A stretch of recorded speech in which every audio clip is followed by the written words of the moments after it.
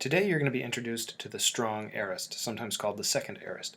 Now the first thing you should note is that whether a verb is a strong aorist or a weak aorist, they're going to be translated the same way. That is, this is the simple past. Now the only thing that really then distinguishes the strong aorist from the weak aorist is going to be that third principal part. And that is whether it's going to have a alpha at the end of the third principal part, making it weak, or the third principal part is own. So it's a formal difference. And the difference is mainly that the stem is going to change in the strong aorist. So strong aorist means different stem from the present tense. And this is the same as in English, right? We have certain verbs which change the form to become the past tense, sing or sang, and we have certain verbs that just add an ed, climb or climbed. So that's what's going on here. The strong aorist would be the ones like sing and sang. The weak would be climb and climbed. All right, so the basic form of the strong aorist, we're going to have an epsilon augment.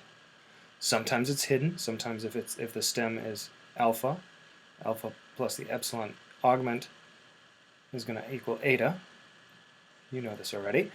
So we'll have the epsilon augment plus the aorist stem plus the endings. The aorist stem we get from that third principal part. That third principal part will always already be augmented, so we know what that is. And then the ending. Now, the endings are going to be the same as the imperfect endings. So if you know your imperfect endings, and you should by this point, if you know your imperfect endings, we're just going to change the stem. Remember, the imperfect endings go on the present stem. The strong aorist ending, the strong aorist has the same endings but on the aorist stem. So let's take a look at an example. So ebalon. This is from the verb balo, to throw. All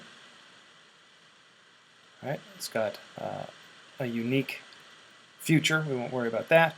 And then the third principal part is ebalon. Right, and we can recognize it's strong aorist because the third principal part is own and not a. And then you'll notice the ending. So we have our augment, our stem, our ending. So ebalon, ebalez, ebale, ebalomen, ebalete, ebalon. So our endings are just like the imperfect. On, as, omen, ete. On. If you remember, take note of things, these are thematic endings, as we use the theme vowel there. The stem, something to note is that the stem is generally simpler than the present stem, so we've shortened it actually. Same thing could be said of lambano, where the aorist stem is elabon. So we can keep track of these various things that are going on. So we've got augment, simple stem, strong aorist stem from the third principal part plus the same endings as the imperfect, that is the secondary active endings. And that's all that there is to the strong aorist. We translate it just the same as we would the weak aorist, as a simple past.